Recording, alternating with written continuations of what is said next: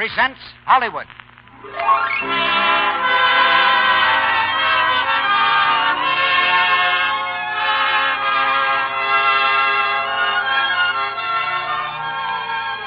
The Lux Radio Theater brings you Barbara Stanwyck, Brian Ahern, and Ida Lupino in Wuthering Heights.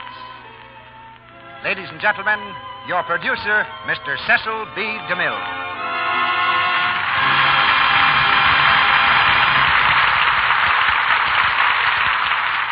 Greetings from Hollywood, ladies and gentlemen.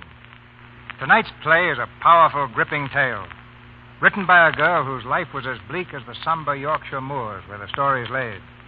It's already stirred many millions, as it will tug at your heartstrings tonight.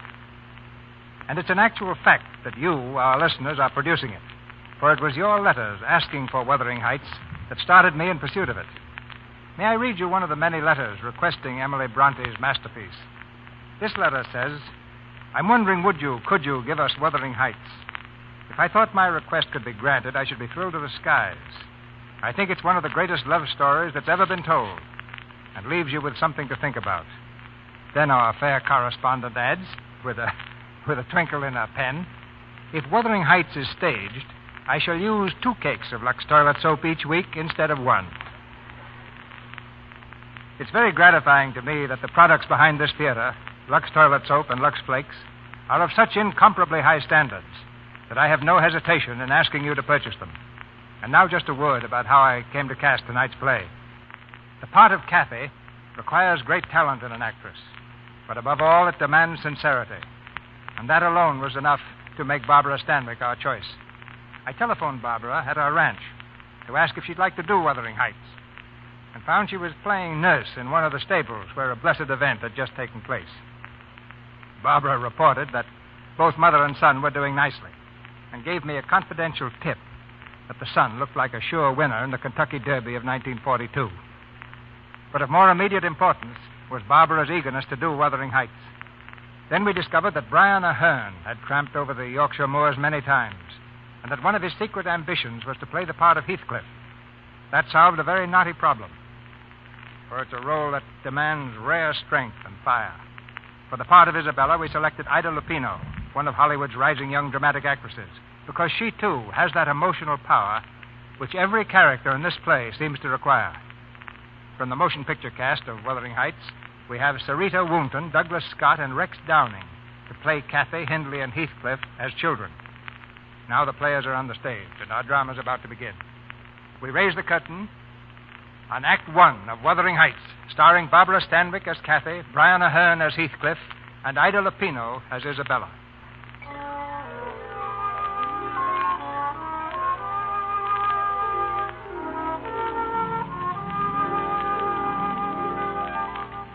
Desolate and lonely are the rolling moorlands of England, where in the winter night the snowdrifts stand like giant specters in the teeth of screaming gales.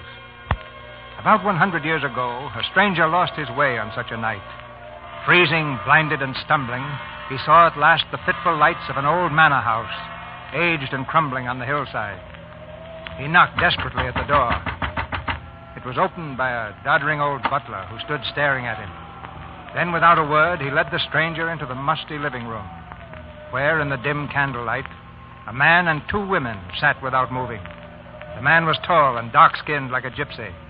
On his face, the stamp of years of bitter suffering. At his feet, a great dog growled ominously. At last, the man turned and spoke. Who are you? And what do you want? My name's Lockwood. I've lost my way on the moors. Down, Wolf, down.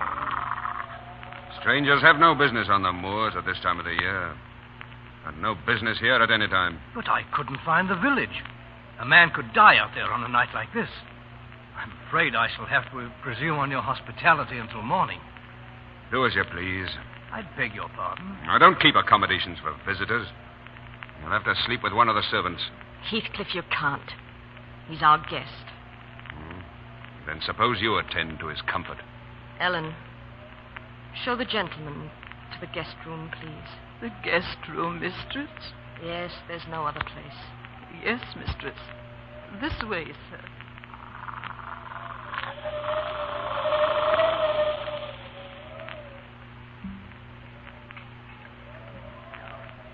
hold the lamp, sir, while I unlock the door. Of course. Mind you don't stumble on the carpet.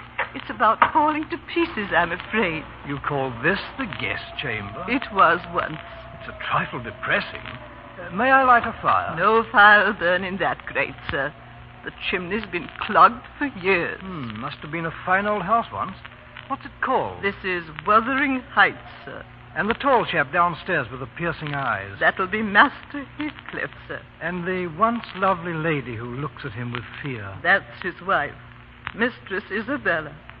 Well, good night, sir. If you want anything, there's the bell rope. My name is Ellen. Thank you, Ellen.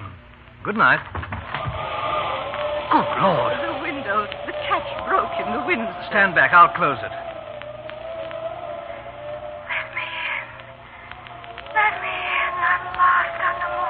Listen. I heard a voice. Let me in. I'm lost on the moor. It's Cliff. It's Cliff. Good heavens. A hand. A cold hand grabbed my wrist. A hand? Didn't you hear the voice? A woman shouting she's lost on the moor. What's going on in here? A voice out there. A woman crying that she's lost. Then she's come. She's come again at last. Kathy, wait for me. Wait for me. He's not going out there in that storm. I'm coming, Kathy. This is insane. Come back.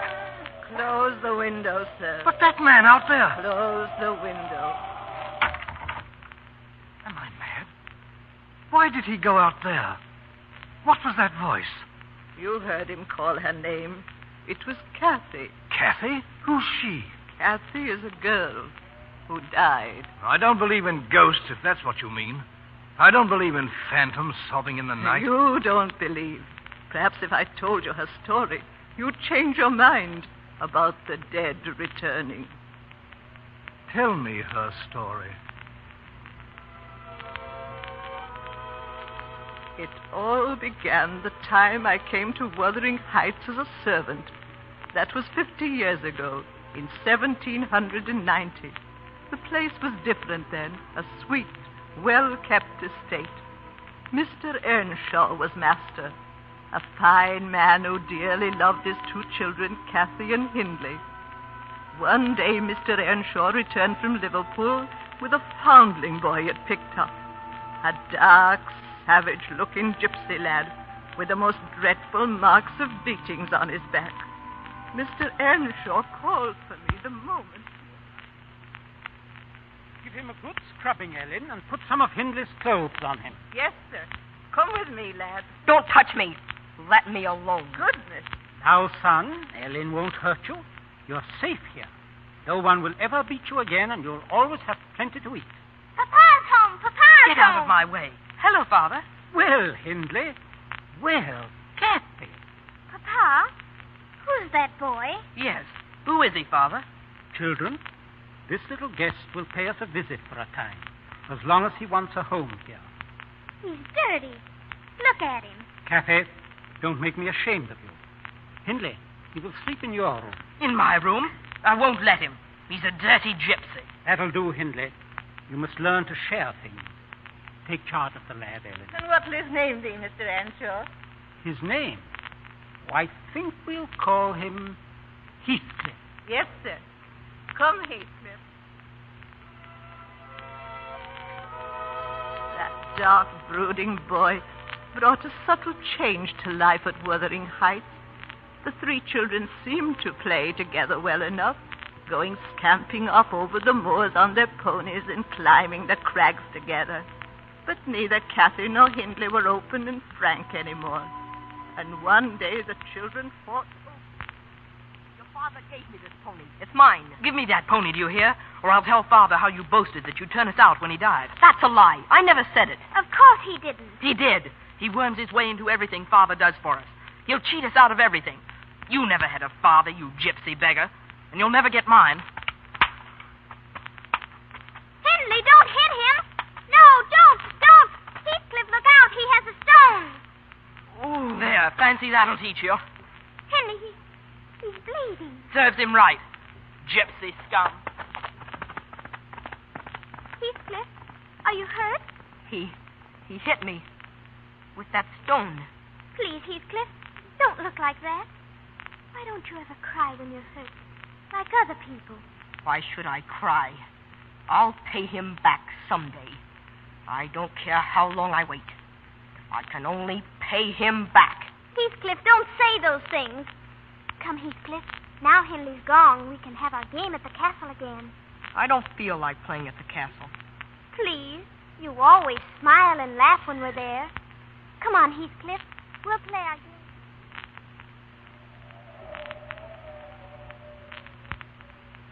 Don't frown so, Heathcliff. Sit here beside me on the stone, and we'll look out over the moors. This is our castle. Castle? It's Penistone Crag, and you know it. It's not either. This is your castle, and you're a prince in disguise. Tell me about it. Again. It's all true.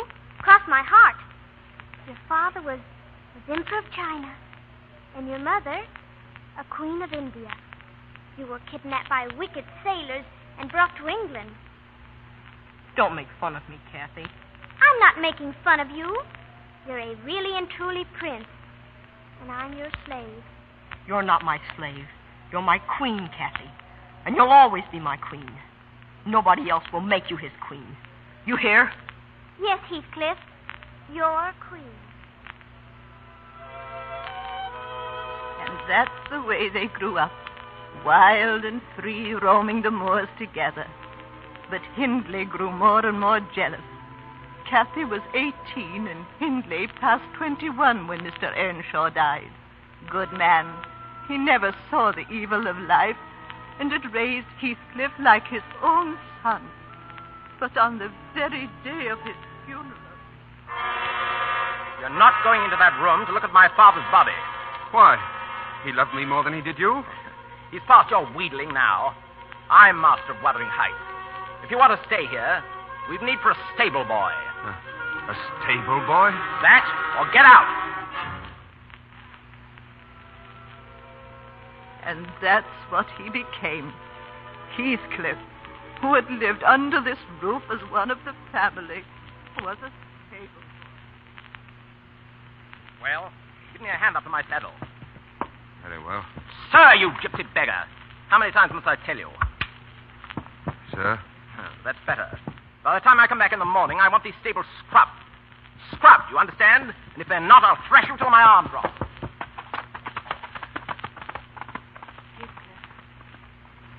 Heathcliff. Yes, Kathy? Heathcliff, I heard him. How much longer are you going to stand for this? I don't know what you mean. Look at you, dirty and unkempt and in rags. Why aren't you a man? Why don't you run away? Run away? What, from you? You could come back rich and take me away.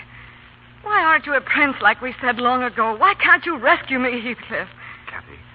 Kathy, come away with me now. Now? Where? Oh, anywhere. You mean leave as we are? Live in haystacks? Steal our food? Oh, no, Heathcliff, that isn't what I want. Oh, you just want me to go off, alone. Well, it won't do. I've stayed here since your father died, been beaten and cursed like a dog, abused and driven mad, just because I could be near you. And like a dog, I'll stay to the end. To the end. Yet Heathcliff did run away. The curses and insults were too much even for his great love, and he disappeared. Kathy found a new world in her first introduction at Linton Manor, with Edgar Linton and his sister Isabella, both Kathy's age. Music and laughter were there, shining eyes and dancing, and it was his escape from Wuthering Heights. Edgar Linton fell madly in love with Kathy. They were constantly together. Then, one evening, Edgar brought Kathy home in the pony cart. As quickly as I could, I tried to walk. My hand down from the cart, Miss Kathy? Thank you, Edgar. Oh, Ellen, we had the most marvelous time. Judge Linton had guests from Liverpool. Kathy, come here. Excuse me, Edgar. Certainly. Something wrong, Ellen? Heathcliff's back. Heathcliff. When does he come? Last night. He looked so strange. Where he is now. Hello, Kathy.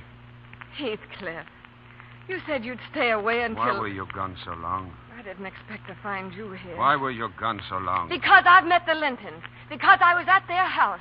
Because I've learned to dance and had a wonderful, delightful, fascinating Are time. you the stable boy? Would you mind putting my horse up for an hour? Yes, and you might wash your hands and comb your hair, Heathcliff. So I needn't be ashamed of you before a guest. And look after Mr. Linton's horse, please. Let him look after his own horse. Pleasant fellow. How can your brother allow such a beast of a gypsy stable boy to act like this? Beast of a gypsy stable boy. Of course. A roadside beggar giving himself airs of equality.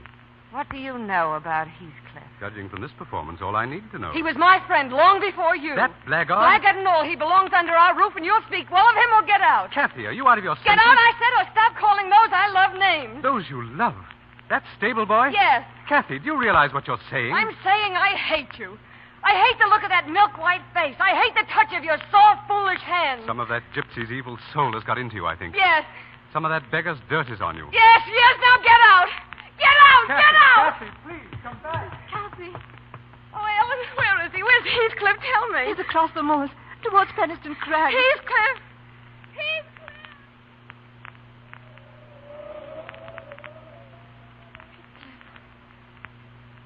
Heathcliff. You've forgiven me. Oh, say you've forgiven me. It wasn't your heart that spoke, Kathy. No, my darling. Because my heart is yours. Kathy. The clouds are lowering over Jimerton Head. Yes. Oh, see how the light is changing. Oh, Kathy, you're such a part of all this. Perhaps we belong to the moors, you and I. Oh, Heathcliff, make the world stop right here. Make everything stop and stand still and never move again. The moors never change. You and I never change. The moors and I will never change. Don't you, Kathy? I can. No matter what I say or do. This is I forever. Kathy. Oh, smell the heather, Heathcliff. Fill my arms with heather, all they can hold. Kathy, you're not thinking of that other world Oh, now? don't talk, darling, don't talk. All this might disappear.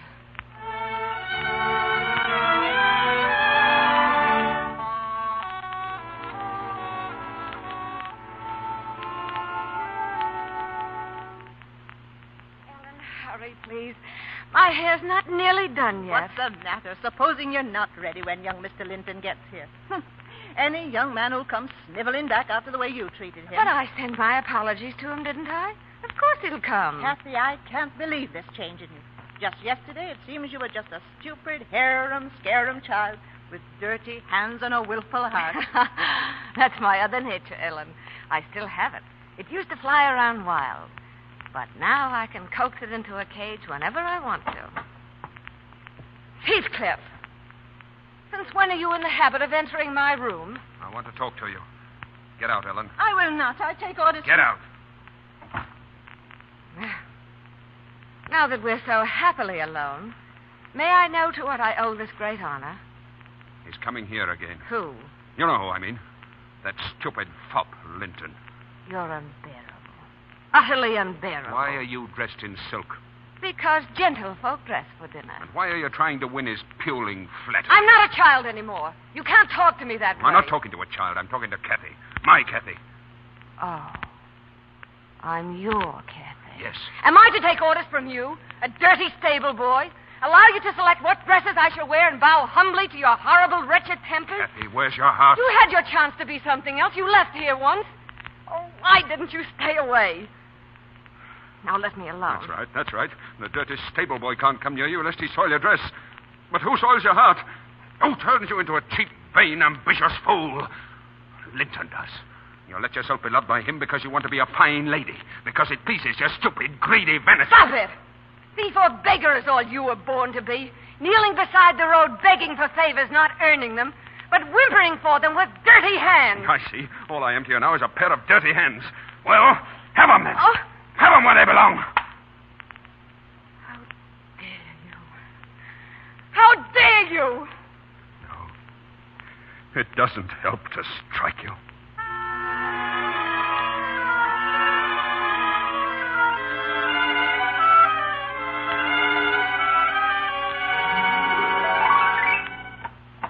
Well, Heathcliff, I'll thank you out of my kitchen.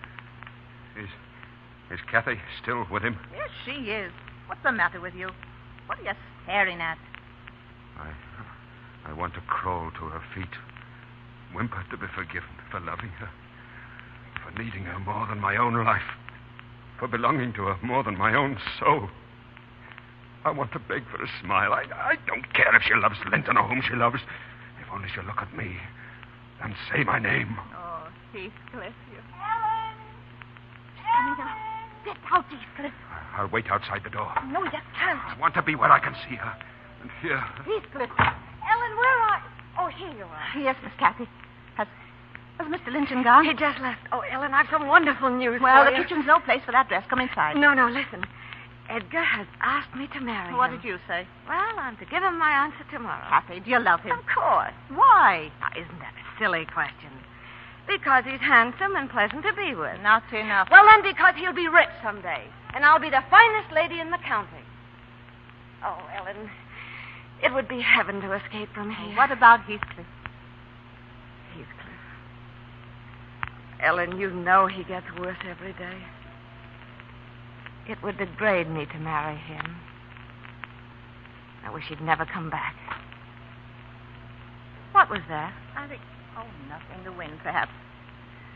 Well, my darling, if Master Edgar and his beautiful home mean heaven to you, you'd better enter that heaven and take your place among the Linton angels. The only thing is, I wonder if I belong in heaven. I dreamed once I was there. And I broke my heart with weeping to come back to earth, to the bleak moors. And I awoke, throbbing with joy, on top of Wuthering Heights. And so, you see, Ellen, I suppose I've really no more business marrying Edgar Linton than I'd have in heaven. But, oh, Ellen, what can I do? You're thinking of Heathcliff? Who else? He's sunk so low, he seems to take pleasure in being mean and brutal, and yet he's more myself than I am. Whatever our souls are made of, his and mine are the same. Everything he's suffered, I've suffered too. The little happiness he's known, I've known. If everything else in the world died, and only Heathcliff remained, life would still be full for me. Who was that? Ellen, I heard... Miss Kathy. Miss Kathy. Yes, Joseph. Heathcliff's taken Master Hindley's best horse, and he's gone. Gone? Ellen, did he hear what I said? Yes, Miss Kathy. How much did he hear? Well, I'm not sure, but I think the way you said it would degrade you No. to marry him. No, Heathcliff! Heathcliff, come back! Come back, Heathcliff!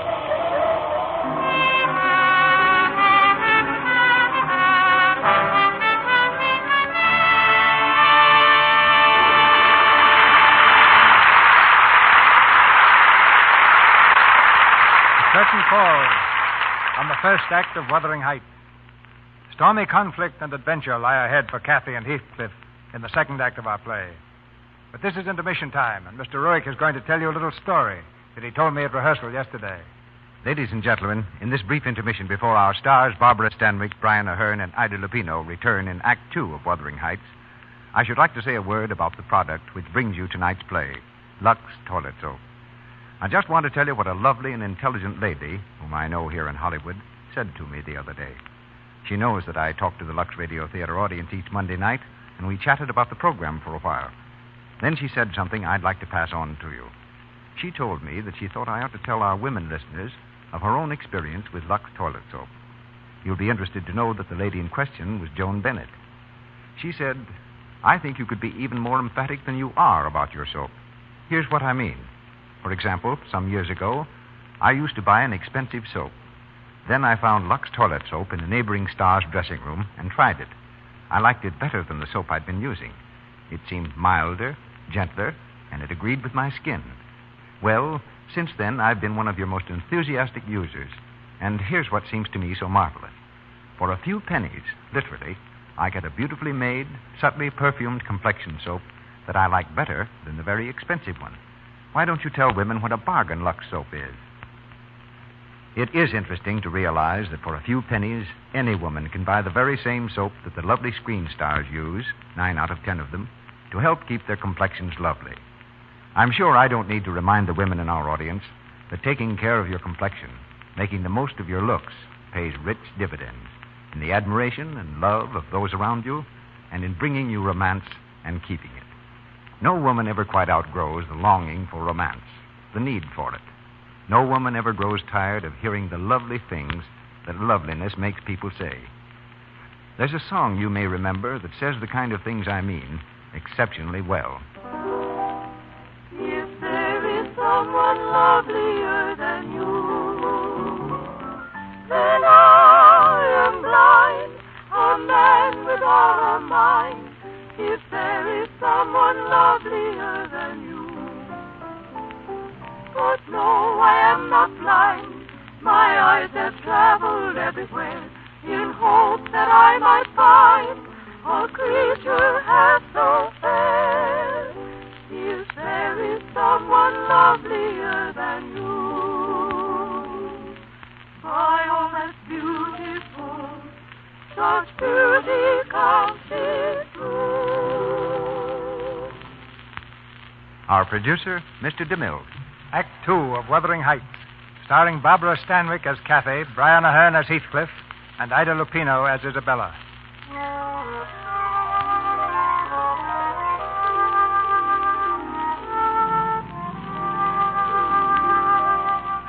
On that stormy winter night, a century ago, the traveler Lockwood sat in the musty guest room at Wuthering Heights, listening to the story told him by the old servant, Ellen. Outside, the wind swept over the moors, shaking the ancient house to its foundations. The lamp on the mantelpiece flickered, casting eerie shadows. That night, Heathcliff went away.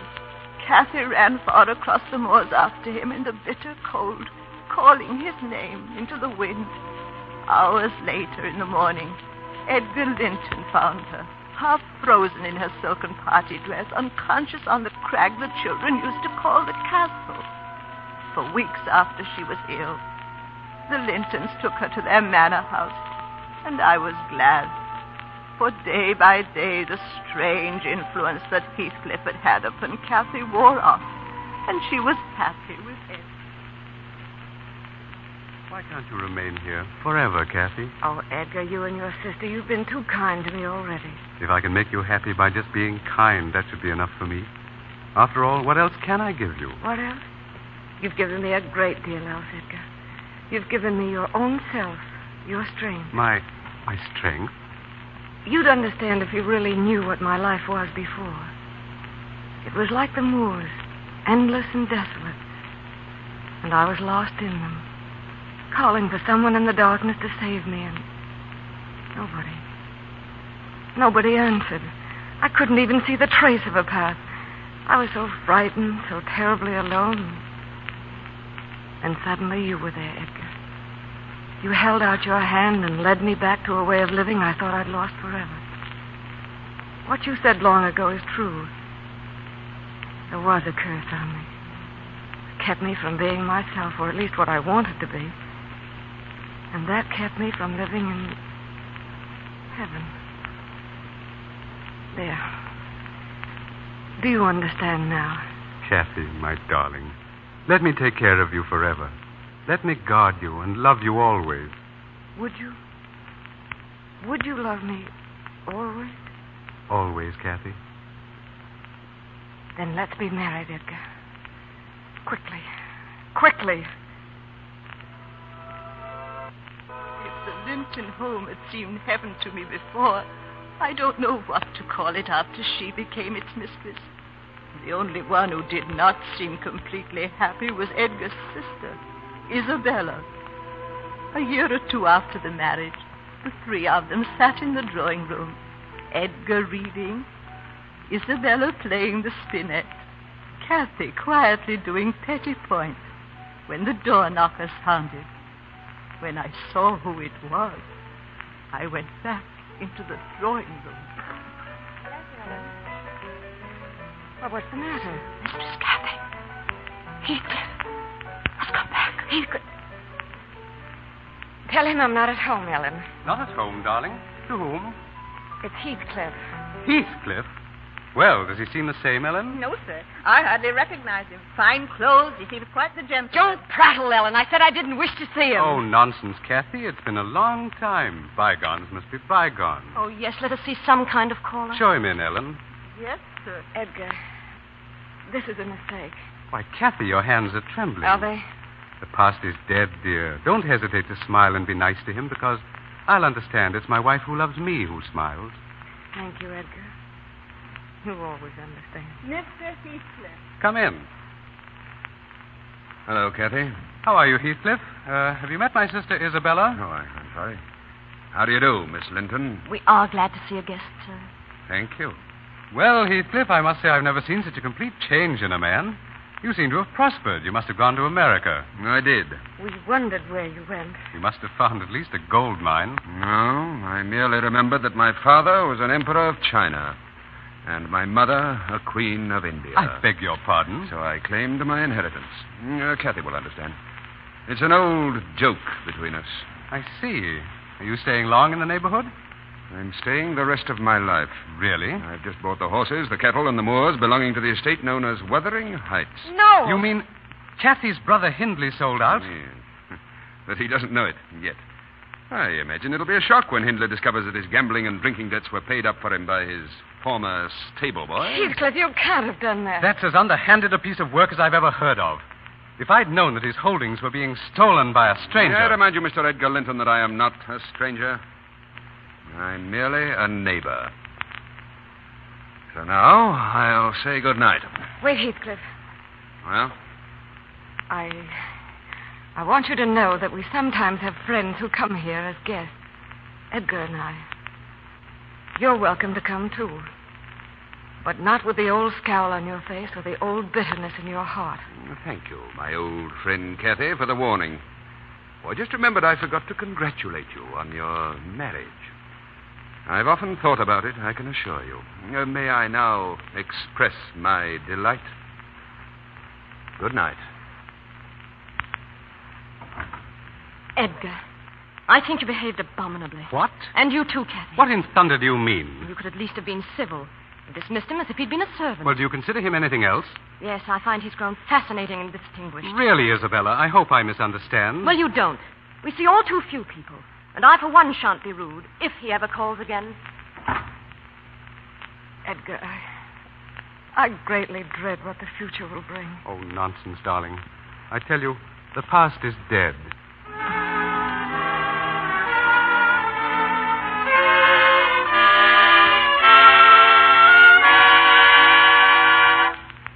That's all, Joseph. You'll stay on, of course. Thank you, sir. Shall I pack Master Hindley's things? Oh, just move him out of the master's bedroom. He'll remain under this roof. Master Hindley, sir? Oh, yes. He gave me a roof once when I needed it. I take it he's drinking a great deal. Yes, sir. Though Dr. Kenneth has ordered him not to. Huh. Well, give him all the drink he wants. Yes, sir. A lady is waiting to see us, sir. A lady? From Linton Manor, sir. Why didn't you tell me? In the future, announce visitors at once. Oh. Miss Linton. Are you disappointed, sir? Oh, not at all. Well, I was passing by and my horse went lame. I see. Mr. Heathcliff, I want to tell you I'm furious with my brother and with Kathy. They received you most shamefully last night. Now, your brother didn't send you with this apology, did he? Oh, no. No, in fact, he's forbidden me to. To speak to me, eh? Well, yes. And Kathy also forbade you? Yes. Ah. Then in all the moorland, you're my only friend. Hmm? Well, I would like to be. Thank you. Miss Linton, I enjoy frankness. You didn't come here to apologize, and your horse didn't go lame. Why, You came because you're lonely, because the house you live in is too happily wedded for an outsider, and because it's no joy to ride the moors alone. Is that right? Yes. Then you needn't be lonely anymore, my dear. Oh. What, you think it's strange that I should kiss you? I don't know. You hated it? No. Huh. I see you like frankness, too.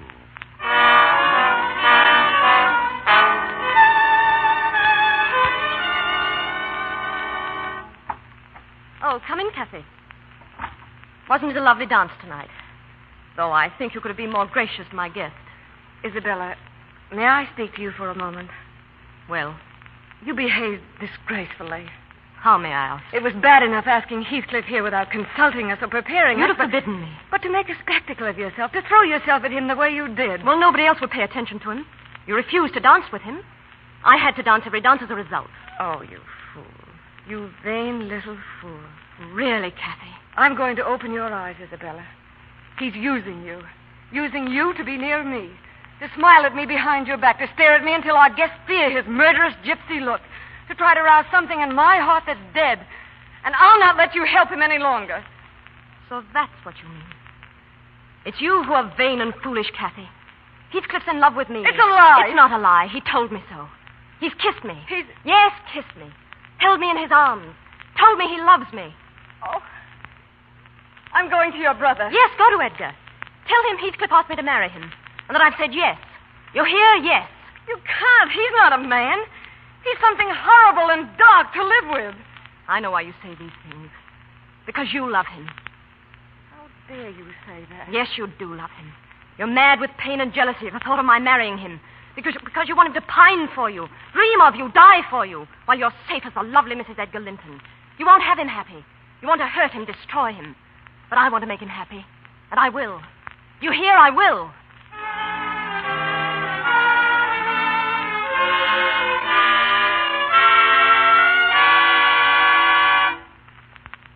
Sit down, Kathy. Well, I won't say I'm not surprised to see you. Heathcliff, is it true? Is what true? Did you ask Isabella to marry you?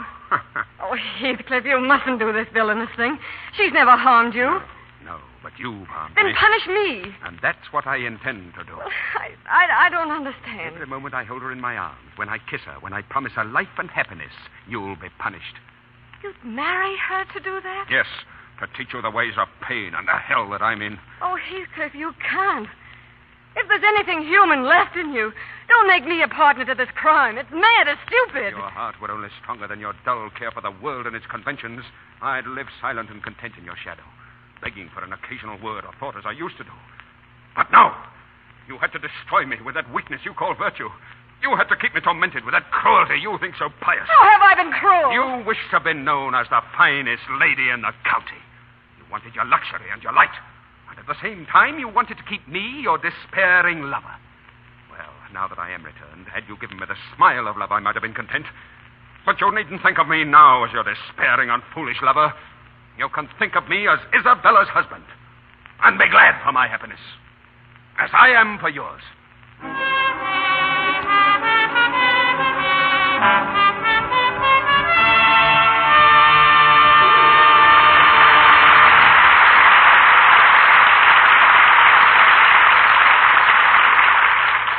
So ends the second act of Wuthering Heights. In a moment, we hear Act 3, and the dramatic way in which the love of Kathy and Heathcliff seeks its own solution. But before we continue, let's listen to a man we all like here in the Lux Radio Theater. In our brief intermission before Act 3 of Wuthering Heights, starring Barbara Stanwyck, Brian Aherne, and Ida Lupino, I want to remind the women in our audience that keeping as attractive as you possibly can is not only a wise thing to do because it helps you to be more successful, but also because it gives so much pleasure to those who know and love you. However, to make the most of your looks, you must give regular attention to your complexion. Isn't it true, Mr. Ruick, that to really care for your complexion, you must thoroughly cleanse your pores of dust, dirt, and stale cosmetics? For there's danger in imperfect cleansing? Yes, that's very true. Pore choking causes cosmetic skin, a dullness, little blemishes, and enlarged pores. But with regular Lux Toilet Soap care, you can use cosmetics all you wish, because Lux Toilet Soap's active lather gives your skin the very necessary protection of gentle but thorough cleansing. I'm always impressed, Mr. Ruick, that 9 out of 10 screen stars use Lux toilet soap. They can afford to spend any price on soap.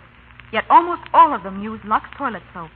It's the highest praise a toilet soap can receive, to have the world's most beautiful women so overwhelmingly prefer Lux Toilet Soap. And clever women everywhere by the thousands use Lux toilet soap, too, for the same reasons the screen stars do, to help keep their complexions as lovely as possible. So I hope you'll buy at least 3 cakes of Lux toilet soap and begin tomorrow your regular Lux toilet soap care.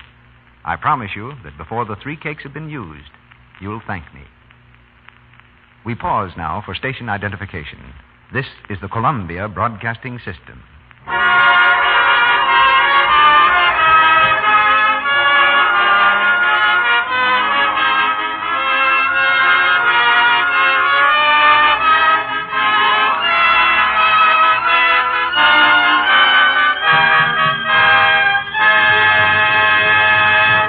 Once again, Barbara Stanwyck, Brian Ahern, and Ida Lupino in Wuthering Heights. In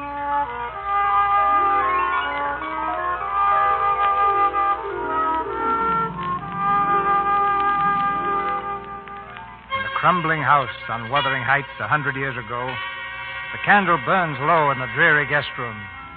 There's no sound but the wind outside and the hushed voice of the old maidservant as she tells her story. Then that Isabella Linton came into this house as a bride.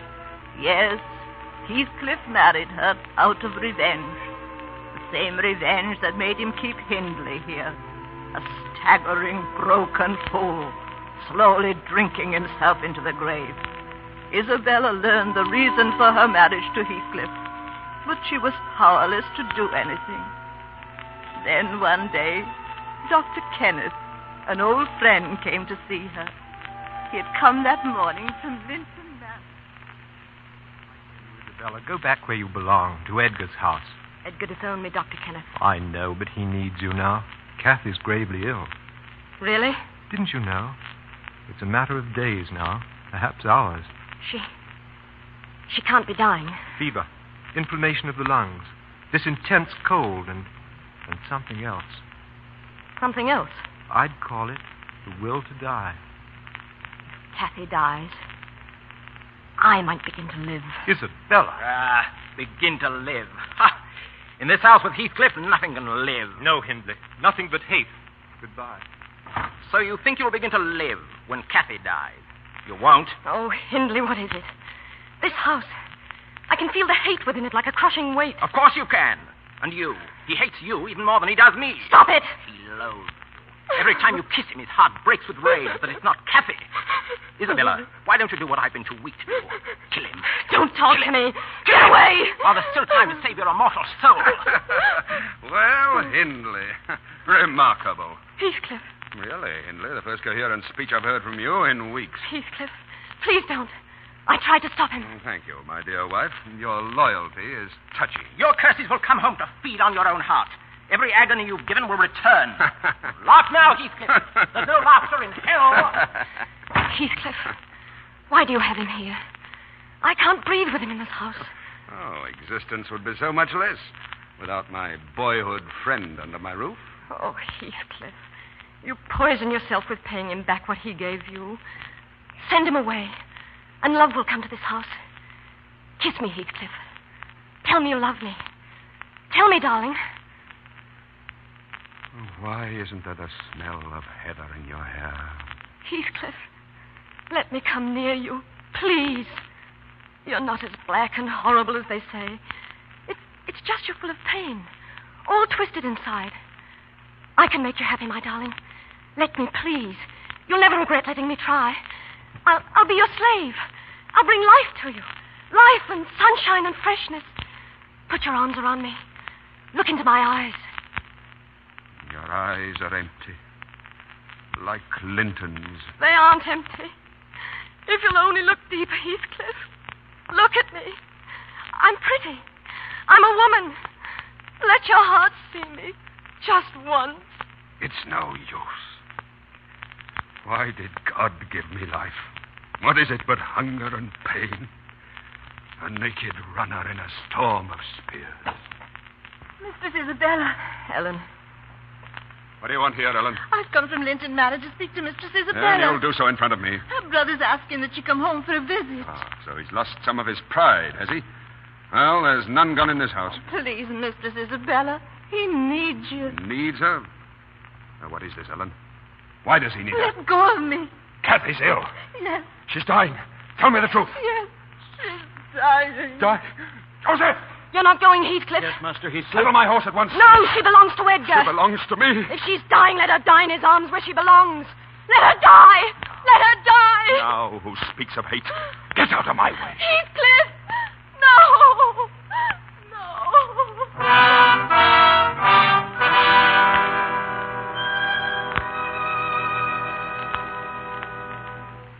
And there was a murmur from the height, a faraway and wild, heartbroken moan. The wings of Lucifer beat on the night. The soul of Lucifer wept, all alone. Shall I read some more, darling? No, Edgar. Will you open the window? Won't it be too cold? Please. Of course, darling. Oh, now I can smell the heather. And Edgar, isn't there a south wind? And isn't the snow almost gone? Yes, quite gone. Oh. Edgar, will you get me something? Anything you wish, my darling. Some heather. There's a beautiful patch near the castle. Will you get it from there? What castle, Kathy? The castle on the moors, of course. Bring me some from there. You're in a fever, dear. There's no castle on the moors. Oh, there is. On the little hill beyond Wuthering Heights. You mean Penistone Crag? Yes, please go. Why do you call it a castle? Because I was a queen there once. Will you bring me the heather, darling? If you'll rest while I'm gone and sleep. You're so kind. So good. My darling. You made me the finest lady in the county. Oh, go now, please. Get me the heather so I can have it on my pillow. Sleep, my dear Kathy. I'll be back with the flower you want.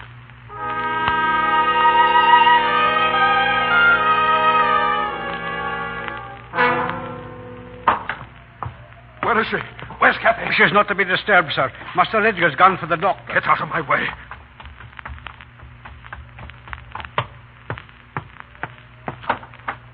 Kathy. Oh, Kathy. Heathcliff. Come here. Kathy, my life. How can I bear this? I dreamed you'd come before I died. And when you came in my dream, you scowled at me once more. Kathy. Oh. Does it hurt so much to see me dying? Please, Kathy, don't hurt me. Oh. How strong you look, Heathcliff. How many years do you think you'll live on after me? Kathy. Oh, my life. My soul. Oh, my darling. Don't let me go. Oh, if only I could hold you till we were both dead. Please don't speak of death. Will you forget me and be happy when I'm in the earth? Never. Will you say, this is the grave of Catherine Inshaw. I loved her long ago and wept to lose her. But all is past. I could as soon forget you as my own life. If you die, Kathy, if you die, there'll be no peace for me, ever. Poor Heathcliff. I want to die to escape. Oh, why did you betray your heart? Kathy, you killed yourself. My darling, hold me. Just hold me. No, I'll not comfort you. You deserve this. Heathcliff, don't break my heart. I never broke your heart, Kathy. You broke it. My tears don't love you, Kathy. They blight and damn you. You loved me. What right had you to throw my love away for the poor, pensive thing you felt for him? I found out, Heathcliff. Misery and death and all evil could never have parted us. You did that alone. You wandered off like a greedy child to break your own heart. and mine. I know, Heathcliff. Oh, forgive me. Oh, Kathy, your poor, wasted hands. Oh, why didn't someone tell me? I forgive you. I forgive you for what you've done. I love you. I love my murderer. Carry me to the window. Let me look at the moors with you once more. Oh, my darling, once more. Yes. Yes, yes. Oh,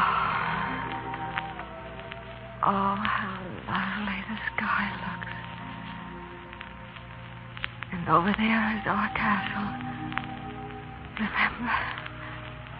I'll never forget. The castle, Heathcliff. I'll be waiting there until you come. I'll be waiting there. Goodbye, Heathcliff. Kathy. Kathy? No! Heathcliff, they're coming. Master Edgar. Oh, for heaven's sake, go away and... Kathy. You're dead, Kathy. May your soul hear this before I go. May you not rest so long as I live on. I killed you. Then haunt me. Be with me always. Take any form you wish. Only don't leave me when I can't find you. I can't live without my life. I can't live without my soul.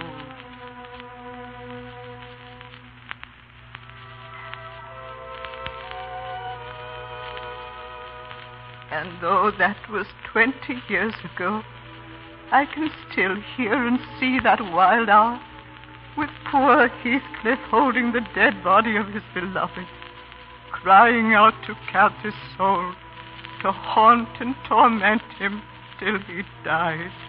Then the strange hand that gripped my wrist last night, the strange voice that called to me was Kathy, and Heathcliff went to follow her into the storm. It wasn't Kathy herself, but her love.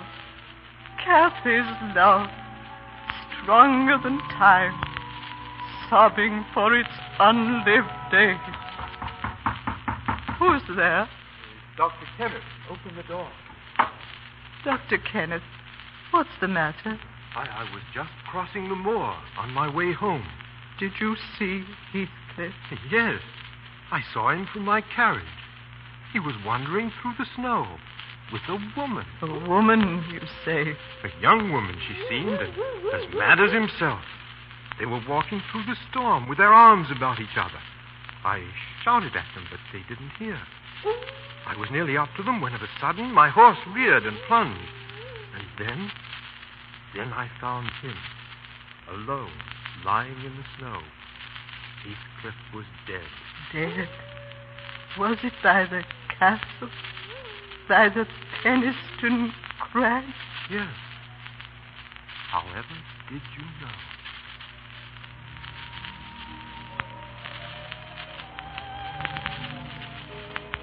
Look down, my Heathcliff. This is our castle really now. All the wild beauty of it. For your father was an emperor of China. Your mother, a queen of India. And this is our land forever. And our love.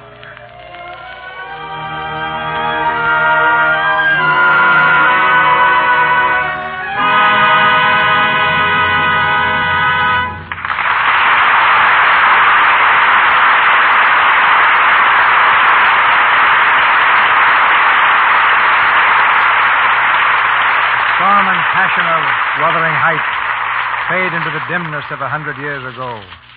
We're back in the present with Barbara Stanwyck, Brian Ahern, and Ida Lupino at our microphones. But it seems to me that they all look just a little bit stirred by the drama they've just brought us. It's a moving play, C.B. But more than that, I think it has a lesson today for every woman. It shows the necessity of holding on to one's ideals. But Kathy gave up what she really wanted for position and security. That's a common failing among women, isn't it, Mr. DeMille? On the contrary, Ida.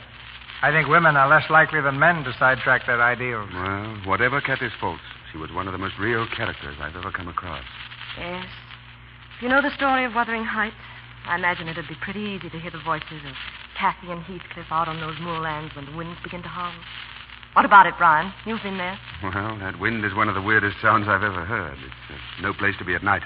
No place for my Irish imagination. No, for anybody's without a good big flashlight. You ask me, the safest way to cross those moors is in an aeroplane. Yes. What have you been doing with your airplane, Brian? Oh, very useful, CB, very useful. Last time I used it, I went up to Northern California and got myself a marriage license.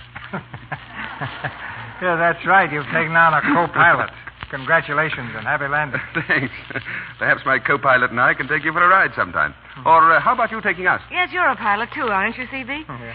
But before we fly away from here, I want to tell you how much I've enjoyed working with you again in the Lux Radio Theater. And that I'm still absolutely loyal to Lux Soap, too. It was a number of years ago that I started using it, and I've been a faithful Lux fan ever since. It does a swell job for my skin. Well, I agree with Barbara. Lux Soap is a wonderful beauty care. And I know we're all looking forward to the Lux Radio Theater next week, Mr. DeMille. I see by the rehearsal schedule backstage that you're going to have Ginger Rogers, George Brent, and Edith Fellows next Monday night, CB. If you'd read a little further, Barbara, you'd have seen the name of the play, too. She Married Her Boss. A story about a girl who thought the boss's home should be run as efficiently as his office. Ginger Rogers, George Brent, and Edith Fellows in She Married Her Boss. Well, I'll be waiting for that. And good night. Good night. Good night. Good night. I wish I had you three in a picture.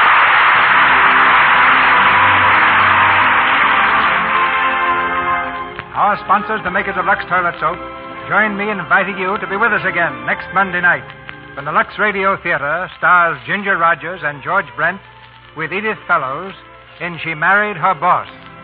This is Cecil B. DeMille saying good night to you from Hollywood.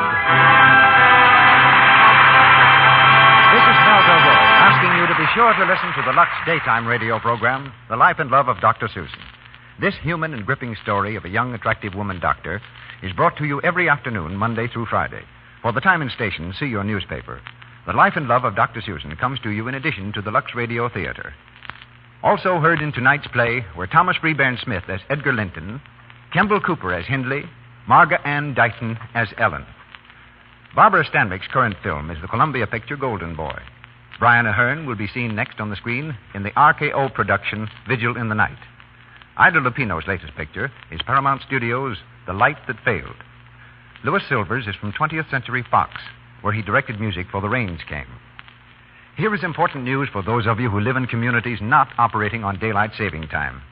If you live in a community which does not operate on daylight saving time, you will hear this program beginning next Monday night, 1 hour later than heretofore. And now, ladies and gentlemen, may I take this opportunity to announce that there's a very great treat in store for you. Tomorrow evening, over the Columbia Network, a full hour of top-notch entertainment. First, Edward G. Robinson, dynamic star of stage, screen, and radio, returns to the air, starring again in a new series of the dramatic expose Big Town with lovely Ona Munson. Immediately thereafter, the Tuesday Night Party, starring Walter O'Keefe, with special guest star Sophie Tucker and Bobby Dolan's orchestra. A half hour of thrills, excitement, and dramatic action, followed by a half hour of laughs, song, and music. See your local paper for the exact time and station.